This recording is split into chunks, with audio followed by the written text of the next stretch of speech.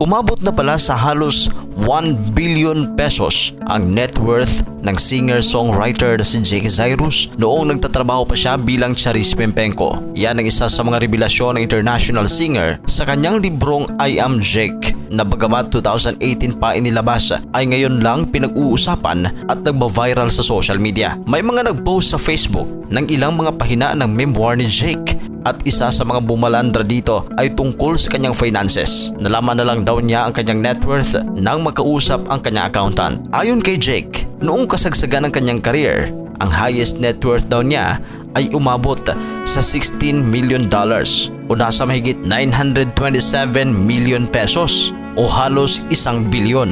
Ayon kay Jake sa libro, kumanta siya noon sa isang private events at binigyan umano siya ng $300,000 o mahigit 17 million pesos at noong panahong iyon raw, ang kanyang inang si Raquel Pempenko ang humahawak ng kanyang finances. Base pa sa librong ito, nagpatayo ng bahay at bumili ng sasakyan ng kanyang mama gamit ang kanyang limpak-limpak na pera. Ngunit kung gagamit siya ng sasakyan ay kailangan pa umanong may permiso sa kanyang mama Raquel. Minsan din daw kung gagamit siya ng sasakyan ay hindi siya pinagbigyan ng nanay. Mukhang kasama na ang isyong ito sa sinagot ni Raquel sa pamamagitan ng Facebook account kung saan tinawag niyang fake news ang libro ng kanyang anak. Pahayag pa niya dito sa post, meron na namang fake news. Galing daw sa isang libro. Mga bashers, hindi updated yung libro na yan. Abangan nyo, ako mag-a-update ng libro na yan. Sari-sari na ang issue nyo. Meron kilala daw ako. Mga gumagawa ng kwento ang iba. Baka magulat kayo kapag ako ang nagkwento. Kaya tumigil na kayo sa kaka-fake news na yan. Mga salot ng lipunan. Nababawasan tuloy ng konti ang ganda ko. Konti lang naman. Sabay tawa na emoji. Sabi pa niya sa isang hiwalay na post, peace of mind pa rin ang pipiliin ko kaysa patulan ko mga walang kwentang tao at mga walang utang na loob. Sila na magdadala ng lahat. Truth will prevails. But no matter what, my blood still flows in your veins. And you can only remove that when you're already dead. Matapang na sabi ni Raquel.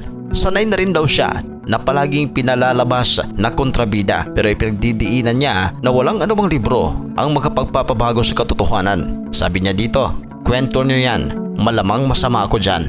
Pero hindi ko alam ang kwentong yan. Sanay na akong tawaging masama. Kung yan ba ang ikakasaya ninyo, tanggap ko ang pangalan kong Evil Queen. Basta ako, alam ko ang sariling kwento ko. Pero di ko isasali sa libro dahil ayoko nang may mapasama at madagdagan ng mga evil. Dapat ako lang ang nagmamay-ari ng crown. Sige lang, kahit anong ibaton nyo. Basta hindi nakakabawas ng kagandahan ko, wala akong pake. Yan ang buwelta niya. Si Jake Zyrus ngayon ay kasalukuyang nasa US na nauna nang napaulat na naghirap na umano ito at rumaraket sa mga gigs sa mga bar. Palagi na rin daw itong naglalasing. Panoorin ang video sa end screen ukol sa sitwasyon ngayon ni Jake Zyrus, ang dating milyonaryo na si Charis Pempenko. Para sa inyong reaksyon, i-comment ang inyong reaksyon sa ating comment section at pag-usapan natin yan. Sa mga hindi pa nakapag-subscribe, huwag kalimutan na mag-subscribe sa Showbiz Caster. Maraming salamat po.